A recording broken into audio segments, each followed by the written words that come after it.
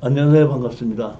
저는 이곳 선릉교육장에서 이 특수경매와 토지개발을 강의를 하고 있는데, 제가 이렇게 쓴 책이 특수경매가 전부 다 4권이고 토지개발이 4권입니다. 이렇게 해서 이걸 가지고 이제 강의를 했었는데, 요새는 지금 강의를 이제 안 하고 있어요. 보면 이렇게 추천 물건만 강의를 하고 있고, 그래서 제가 이거를 이 8권을 한 권을 가지고 한 달씩 강의를 했었어요. 그거를 제가 중요한 사항만 추려가지고 한 달에 한 번씩 한 과목을 가지고 지금 5시간으로 줄여가지고 핵심 내용만 줄이려고 한 거고, 오늘 이제 프린트 교재 따로 드린 거 있지 않습니까?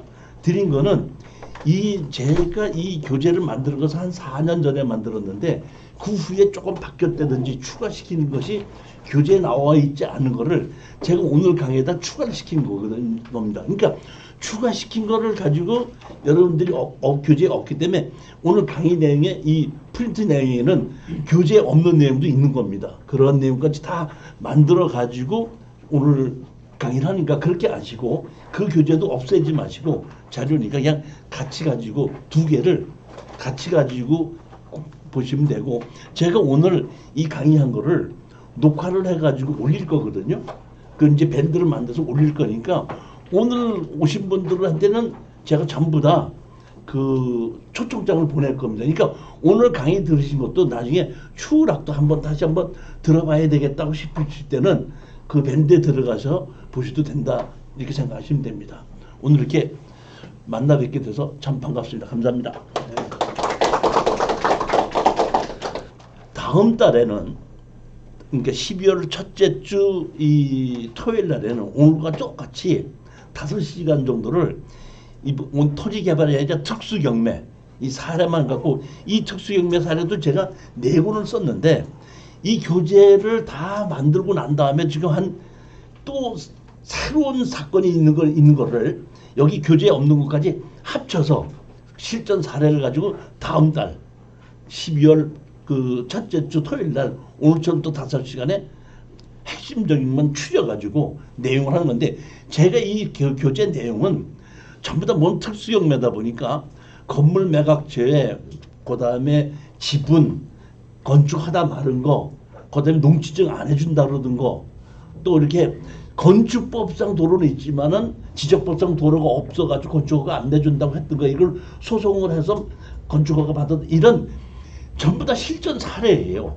그러니까 제가 이 법규를 가지고 강의하는 것이 아니라, 이런 내용은 이런 식으로 해서 협상을 하고 이렇게 했다, 이런 내용 갖고는 행정소송을 이렇게 했다, 또는 상대편에게 협상을 안 하는 사람에게는 이런 식으로 이렇게 소송을 해서 협상적으로 이끌어냈다 하는 전부 다 실전 사례입니다. 그리고 소송을 했으면 소송한 내용이 그대로 다 있거든요. 그러니까 제가 처음부터 소송했던 거, 상대편이 답변서 냈던 거, 그 다음에 판사님이 판결한 거를 이 교재 안에 전부 다 있습니다. 그러니까 이 실전 사례를 알고, 특수경매 이런 때는 이런 식으로 소송을 해서 이렇게 해결하면 되겠구나 하는 실전 사례입니다.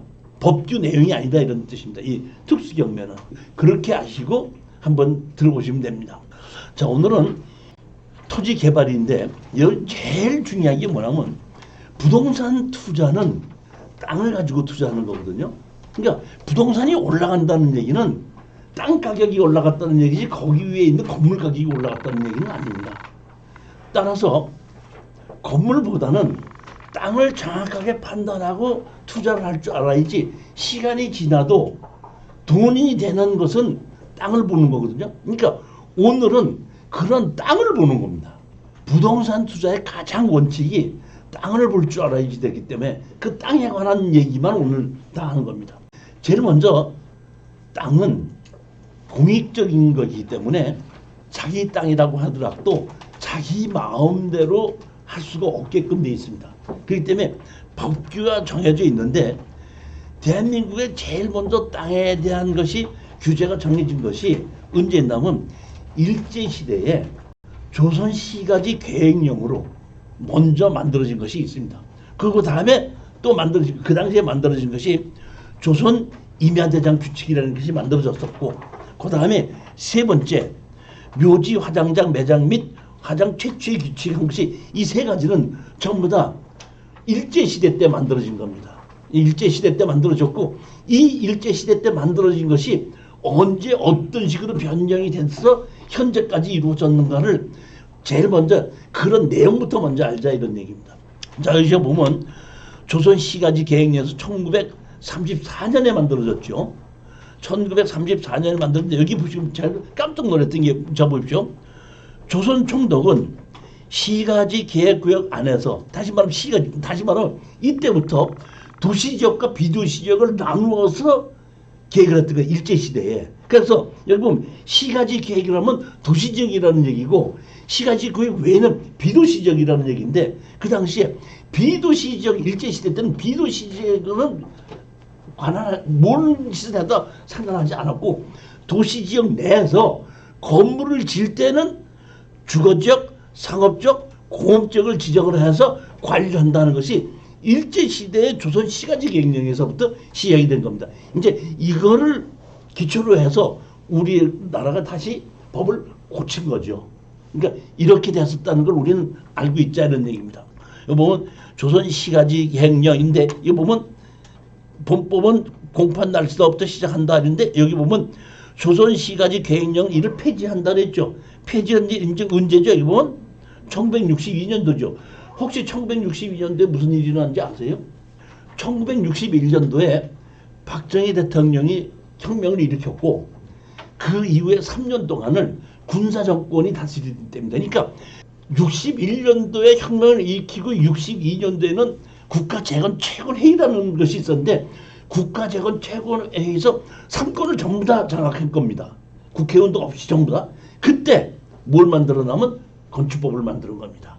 우리가 가끔 하다 보면 예전에는 지금 건축물 관리장이라고 얘기하지만 예전에 가옥대장이라고 있었죠. 그건 뭐냐면 건축법이 만들어지기 전에 일제시대 때에 박정희 정부에서 이 건축법을 만들기 전까지는 조선 시가지 계획령에 의해서 건물을 지었다는 뜻입니다. 그러니까 우리가 그 이승만 정권에서부터 박정희 정권까지 올 때까지는 전부 다 일본의 조선 시가지 계획령에서 그때 올라온 것은 가옥대장.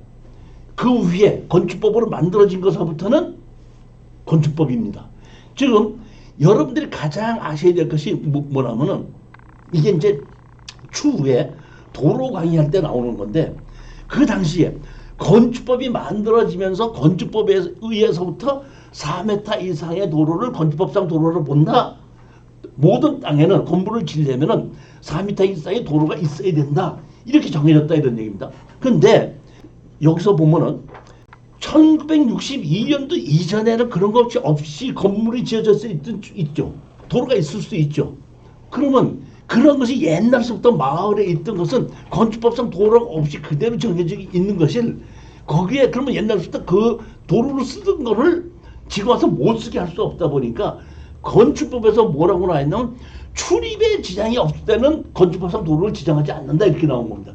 이런 걸 보고 뭐라고 얘기하냐면 마을 안길이라고 얘기합니다. 그러니까 제가 아까도 특수경에서 건축법상 도로는 있어도 지적법상 도로가 없어도 건축허가를 내줄 수 있다는 것이 여기서 비롯된 겁니다. 1962년 이전서부터 건축법이 만들어지기 이전서부터 현황도로가 있었다는 것이 입증이 되면은 그거는 출입에 지장이 없는 걸로 해서 지적법상 도로가 없어도 건축허가를 내주는 것이 됐고 그 이후에 만들어진 것은 반드시 건축법상 있어야 되는 거다 이런 뜻입니다. 그러니까 이것이 62년도에 만들어졌다는 걸 우리가 절대로 기억하셔야 되는 이유가 여기 있는 겁니다. 그래서 건축법이 62년도에 만들어졌고 자 보면 그 다음에 조선 임야대장 규칙 이런 것이 있습니다. 임야대장 규칙은 뭐냐면 건물을 짓는 거는 아까 조선 시가지 계획령으로 있었고 임야대장 규칙은 무슨 얘기냐면은 땅마다 지목이 있잖아요. 그러니까 지금으로 얘기하면 지적법인 거예요. 그러니까 지적법이 옛날에 이렇게 됐는데 이 지적법을 만드는 이유는 언제 만들었냐면 이게 보면 1943년도에 만들었죠. 그러면 우리는 45년도에 해방이 됐거든요. 그러니까 해방되기 2년 전에 조선 임야대장 규칙을 만들었다는 얘기는 얘네 일본에서 폐망을 하다 보니까 돈이 부족하니까 지적법에 의해서 지목을 만들어 놓고 지목에 의해서 세금을 걷기 위해서 세무서에다 두고 이렇게 이해가 가셨죠? 그러니까 원래 처음부터 그런 그 조선 임야계 대장 규칙은 없었다 이런 얘기인데 그때 만들어냅니다. 언제 43년에 만들었다 이런 뜻입니다. 그리고 우리가 이 지적법을 1950년도에 그러니까 박정희 정부 시절이 아닌 이승만 정부 시절에 이거를 고쳐서 만들었어요. 이제 언제? 여기 1950년도에 만들었죠. 1950년대에는 무슨 일이 있었지? 정부에서 어디가 있었는지 혹시 아세요? 부산에 피난가 있었대요. 피난 가서 이걸 만드는 거예요. 왜? 돈이 없으니까. 세금 걷기 위해서. 그래서 요거 하나만 50년대에 만들었고 나머지는 전부 다 박정희 시대 때부터 만들어진 겁니다. 자, 그런데 여기 아셔야 될 것이 조선 임야대장 규칙이라고 있죠. 그 조선 임야대장 규칙이 1950년도에 지적법으로 바뀌었고 그 50년도에 바뀌었던 것이 2009년에 측량수로 조사 및 지적에 관한 법률로 다시 바꿨고 2014년에 공간정보의 구축 및 관리에 관한 법률로 바뀌었습니다. 즉 이게 뭐냐면 2014년서부터 항공사진까지에 의해서 지적을 관리하게끔 법이 바뀌는 바람에 이렇게 제일 처음에 조선 임야대장 규칙이 있다가 그 다음에 지적법이 만들어졌다가 그 다음에 다시 측량조사 수로 조사 및 지적에 관한 법률로 바뀌어졌다가 현재는 공간정보의 구축에 관한 법률에 의해서 모든 땅을 분할도 하고 지목도 만들고 하고 전부 다 항공사진하고 지금 같이 하게끔 되는 겁니다. 이제는 그 다음에 조선 총독부 시절에 묘지 화장장 및 매장에 관한 규칙이 해갖고 이거는 사람이 죽었을 때 매장을 해야 되다 보니까 조선 총독부 시절에도 이런 것이 있었습니다. 이것이 바뀌었는데 보면 62년도에 다시 말하면 박정희 정부 때에 매장 등 및 묘지 등에 관한 법률을 바뀌었었습니다. 바뀌었는데 다시 언제 바뀌었냐면 김대중 정부에서 다시 이거를 현재 장사에 관한 법률로 바꾸게끔 된 겁니다. 이렇게 하시면 됩니다. 제가 지금 간단하게 얘기하면은 일제시대 때는 한국을 다스리기 위한 최소의 법령만 만들었고 박정희 정부 때에 모든 걸 정식으로 다 만들었습니다. 그러니까 없는 데서 새로 그려낸 거고 언제냐면은 김대중 정부의 리모델링 해버린 겁니다. 법을 관한 걸. 그러면 김대중 정부에서 왜 리모델링 했느냐 이게 조금 이따가 나옵니다. 보면. 와, 그러니까 없던 데서 새로 만들어낸 것은 박정희 정부에서 만들어냈고 전부 다 그 법을 리모델링해서 새로 만드는 것은 김대중 정부에서 했다 이렇게 하시면 됩니다. 그러면서 이제 국토의 계획 및 이용에 관한 법률이 언제 김대중 정부에서 만들어진 겁니다. 다시 말하면 이게 뭐냐면 보면 조선 임야대장 규칙이 지적법으로만 바뀌었다가 그 지적법으로만 있다가 그 다음에 62년도에 도시계획법과 국토이용관리법을 박정희 정부에서 만들었는데 도시계획법과 국토이용관리법을 리모델링을 해서 국토의 계획 및 이용에 관한 법률로 김대중 정부에서 만드는 겁니다. 국토의 및 계획 및 이용에 관한 법률을 보면 2003년도에서부터 시작이 됩니다. 이 법은 2003년 1월 1일부터 시행한다. 국토이용관리법 및 도시계획법 1은 각각 폐지한다. 이 얘기는 뭐냐면 원래 박정희 정부에서는 도시계획법과 국토이용관리법으로 해서 도시지역과 비도시지역이 나눠서 법 자체가 따로 있었습니다. 따로 있어서 도시지역과 비도시지역을 분리해서 관리를 하다가 김대중 정부에서 도시지역과 비도시지역을 합쳐갖고 하나의 법률로 관리하게끔 되는 겁니다. 2003년 1월 1일부터 동법을 시행한다 이렇게 됐습니다. 자, 그렇게 해가지고 이제 국토의 계획과 이용에 관한 법률을 보게끔 되면 김대중 정부에서 이제 이걸 바꿔갖고 도시지역, 비도시지역 이렇게 나뉘어졌는데 도시지역과 비도시지역으로 보지 않고 도시지역으로 만들어 놓고 그 예보면 관리지역, 농림지역, 자연환경보존지역 이렇게 네 개로 나누는 겁니다. 그러니까 원칙적으로 우리가 옛날 법으로 보자면 도시지역이 있고 관리지역과 농림지역과 자연환경보존지역은 비도시지역인 거예요. 그러면 도시지역은 정부에서 개발을 유도하자 이런 뜻인데 원래 주거적, 상업적, 공업적밖에 일제시대에 없었던 그거를 녹지지역을 하나를 더 넣어서 도시지역에도 일정 공간이 녹지 공간이 있어야 된다고 해갖고 녹지지역을 그때 만들었었던 겁니다. 박정희 정부 때. 비도시지역은 개발을 하지 말고 개발을 억제하자 이런 뜻입니다. 억제하자 그래서 관리적, 농림적, 자연환경 보존지역으로 만들었는데 도시지역은 개발을 하는데도 가장 적게 개발하자는 걸로 녹지지역이고 비도시지역은 개발을 하지 말자고 하는 곳인데 개발하지 않아도 사람은 살아야 되고 농사를 짓고 그다음에 이면을 관리하고 하려면 사람이 살아야 되기 때문에 최소한도로 집을 지을 수 있게끔 하자는 것이 관리지역이에요. 그러니까 도시지역의 녹지지역과 비도시지역의 관리지역은 거의 건물을 건축할 수 있는 건물이나 다 똑같은데 딱 다른 게 있다 그러면은 용적률도 같은데 녹지지역은 건폐율이 20%, 비도시지역의 관리지역은 40%. 이렇게 건폐율만 다르고 용적률도 거의 같다고 보시면 되고 그 다음에 건물을 건축할 수 있는 건축물도 거의 같다고 보면 됩니다. 그런 식으로 나뉘어가지고 지금 법이 만들어졌다 이렇게 아시면 됩니다. 원래 이 도시지역과 비도시를 합치면서 관리지역이 지금은 계획관리, 생산관리, 보존관리로 나눠졌는데 처음에는 비도시지역에는 그런 것이 없었기 때문에 나눠지지 않았거든요. 갑자기 합치다 보니까 그 당시에 김대중 정부에서 계획관리, 보존관리, 생산관리 지역으로 바꾸는 것을 5년이라는 기한을 뒀었어요. 그래갖고 그 당시에 김대중 정부에서 토지의 적성평가라는 걸 만들어서 적성평가는 라는 얘기는 뭐냐면 토지를 다 조사해서 점수를 매겨서 계획관리 지역 할 거냐 보존관리 할 거냐 생산관리 할 거냐를 그 당시 한 5년에 걸쳐서 나눠서 만들어졌습니다. 그러니까 원래 국토의 및 이용에 관한 법률을 처음 만들었을 때는 보존관리 생산관리 계획관리가 없었다는 얘기입니다. 자, 그 다음에 모든 땅에는 지방자치단체에서 여기를 주거지역으로 만들겠다, 도시적으로 만들겠다, 비도시적으로 만들겠다.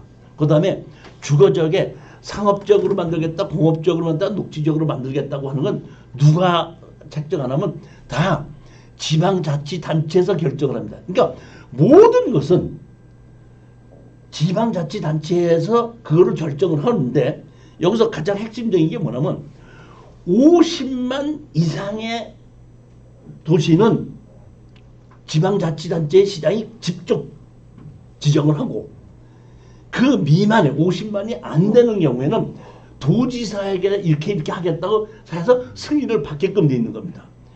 예를 들어서 성남시에 50만이 넘었다 그러면 성남시장 혼자서 다 한다 이런 얘기예요. 위에 할 필요가 없다 이런 얘기입니다. 그럼 50만이 안 되는 뭐 다른 데는 안성이나 음성 이런 곳에는 도지사한테다가 결재를 받아서 여기를 내가 용도지역을 이렇게 만들겠습니다 하는 것을 허락을 받게끔 돼 있습니다.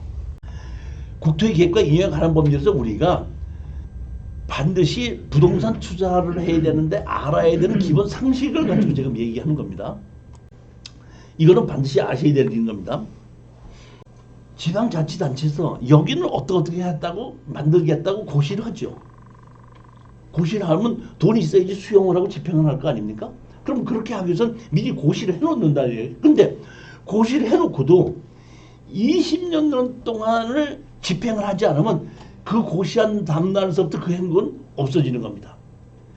왜 제가 이 말씀을 드리냐면 예전에 포항 정확하게 기억을 나는데 포항인가 울산에서 그 도시 계획을 하면서 거기를 버스 종합 터미널로 만들어 계획을 잡을 때 중심 상업적인데 버스 터미널만 짓게끔 만들어져 있기 때문에 그 땅을 버스 터미널을 짓지 않다 보니까 소용하지 않고 그대로 20년이 지나온 겁니다. 그러다가 어떻게 하다가 거시 경매가 나왔어요. 근데 많은 사람들이 거기는 버스 터미널만 짓게끔 딱 고시가 돼 있기 때문에 야 이거는 해봐야 아무것도 못하는구나 하고 안 하다 보니까 가격이 그때 한 반 이하로 떨어졌었는데 어떤 분이 그 땅 낙찰을 받아갖고 이거는 지금 20년이 지났으니까 여기 버스 터미널 짓는 거를 그 없애달라니까 없애는 순간 땅값이 원래 가격 이상으로 뛰었던 그런 사례가 있다 이런 얘기입니다. 그러니까 계획을 잡아놨지만 20년이 지나고 난 다음에는 그 계획은 자동적으로 없애라고 하지 않고 자동으로 없어지니까 사고 난 다음에 여기 계획 잡은 걸 취소해 주십시오 하면 바로 해준다 이런 얘기입니다. 그러니까 시나 자체에서 20년이 지났으니까 이걸 없애야 된다 이렇게 하지 않고 그걸 그대로 둔다 이런 얘기입니다. 그대로 두는데 우리 산 사람은 와서 내가 이걸 샀는데 이걸 뭐 하려고 하다가 고시가 돼 있으니까 이거를 20년이 지났으니까 없애주십시오 이렇게 할 수 있다는 얘기입니다. 그래야지 없애준다는 겁니다. 그 다음에 51조하고 56조를 보면 되는 건데 아까 김대중 정부에서 도시지역과 비도시지역을 합쳐서 관리한다 그랬죠. 그 관리하는 것이 왜 그러냐면은 개발을 하는데 기반시설이 없이 개발이 되는 겁니다.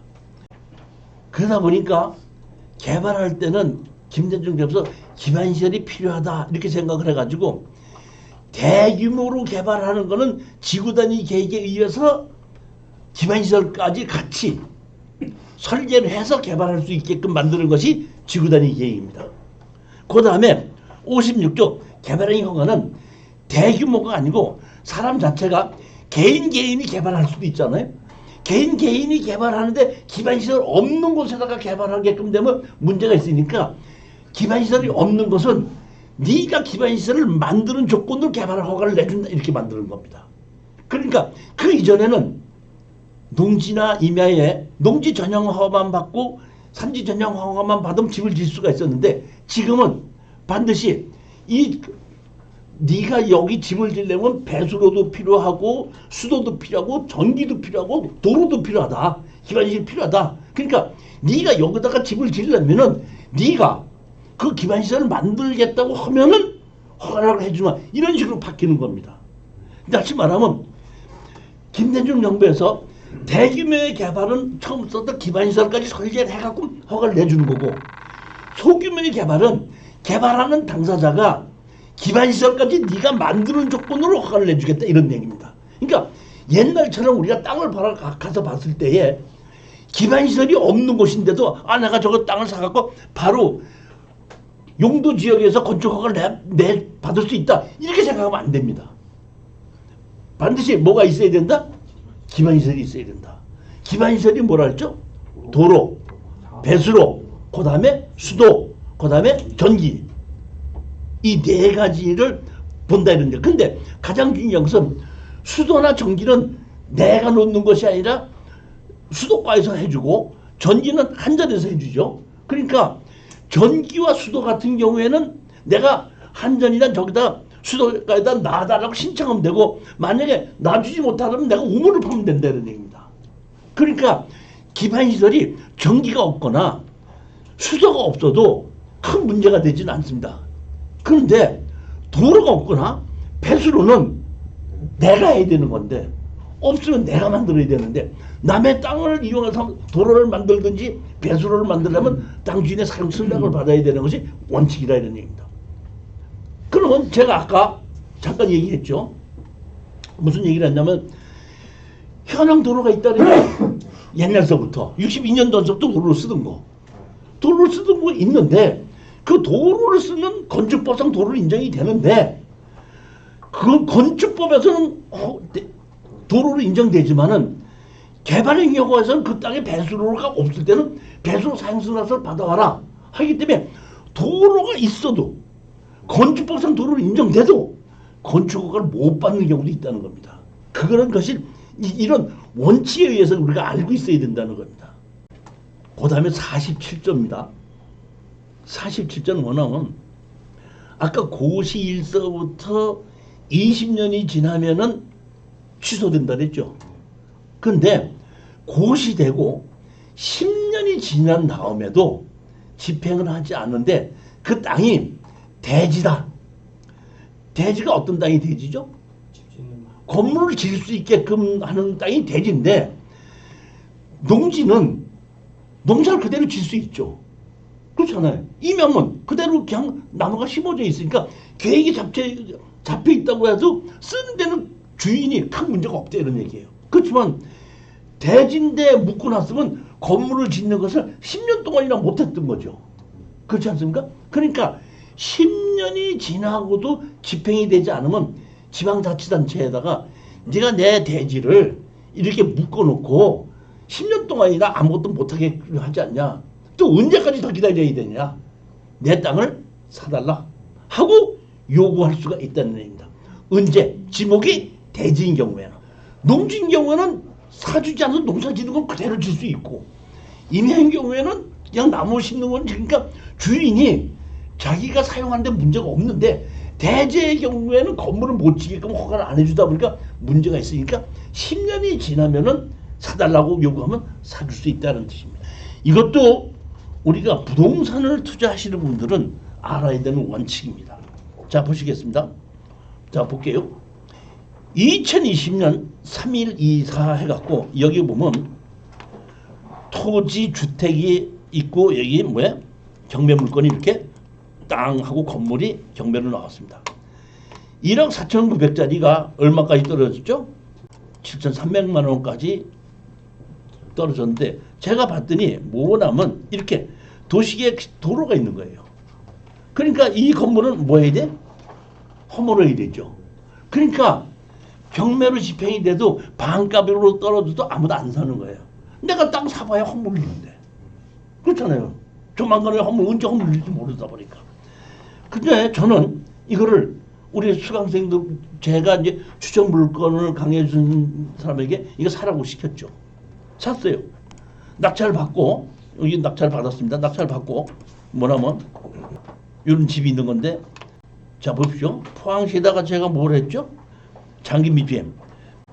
기약해서 2022년 5월 4일자로 신청하신 장기 BPM 도시기지를 보면 부지 매수에 대하여 내가 부지를 매수해달라고 신청을 했죠. 그러니까 우리 낙찰 받은 수강생 보고 부지를 매수해달라고 가서 신청을 해라. 신청을 한 겁니다. 신청을 했더니 우리가 법에 의해서 매수를 해주겠다고 여기 결정이 났죠. 이거 매수 결정하는 게 보면 매수하고 난 다음부터 2년이에요. 2년 전 얘기는 매수 신청을 받아들이고 나면은 돈이 필요하니까 돈을 예산을 만들어 놓고 예산이 되게끔 되면은 주는 겁니다. 그러다 보니까 신청을 하면은 신청 받은 첫 해에 예산 신청을 하고 그 예산이 반영이 되면 준다 이런 얘기. 그러니까 약 2년 정도는 걸린다고 보는 게 맞는데, 2년이라는 것이 연말 한 8, 9월 달에 하면은 1년 반 정도쯤 되고 연초에 하게끔 되면 2년이 거의 꽉 차게끔 된다 이런 얘기입니다. 그래서 제가 여기 보면은 감정 가격이, 여기에 보면 집이 두 채가 있었습니다. 집이 두 채가 있었던 거는, 하나는 옛날부터 건축물 관리장이 있는 집이 하나가 있는데 그 집이 너무 낡다 보니까 여기 먼저 살던 사람이 그 옆에다가 조립식으로 주택을 지었어요. 그리고 조립식 주택으로 쓰고 있는 거는 무허가야. 그러니까 그 무허가는 보상을 안 해줍니다. 그렇기 때문에 여기 뭐 감정평가세는 여기 포함이 됐지만은 보상을 해주는 거는 요 두 개에 의해서 보상을 해주다 보니까 보상금 조서에 나왔죠. 나온 게 얼마를 우리가 보상을 받았냐면은 1억을 보상을 받았죠. 1억을 보상을 받고 나머지 땅이 얼마가 남은 보상 받지 않고 1억 1,900만 원이 남은 거예요. 나머지 땅이, 잔여 땅이. 그래서 제가 이거를 다 하지 않고 공인중개사한테다가 잔여 땅은 좀 싸게 팔아야 해서 한 8천여만 원 정도에 감정 가격보다 좀 싸게 해서 빨리 팔아달라 해서 팔고, 나머지는 1억 1,000원 이렇게 받다 보니까 한 1억 얼마 주고 산 다음에 한 1년 반 내지 2년 정도는 걸렸지만은 한 1억 한 8,500만 원 정도에 매도를 할 수 있었다 이런 얘기입니다. 그러니까 여러분들도 이런 거를, 이제 이분이 좀 조금 그 수강생을 하신 분이 질러서 이제 사갖고 한 건데, 절대 질르지 않고 샀다고 했을 때는 감정가에서부터 한 1, 200만 원, 2, 300만 원만 더 올려서 샀다고 하면 1억 이상의 수익을 올릴 수가 있었다 이런 뜻입니다.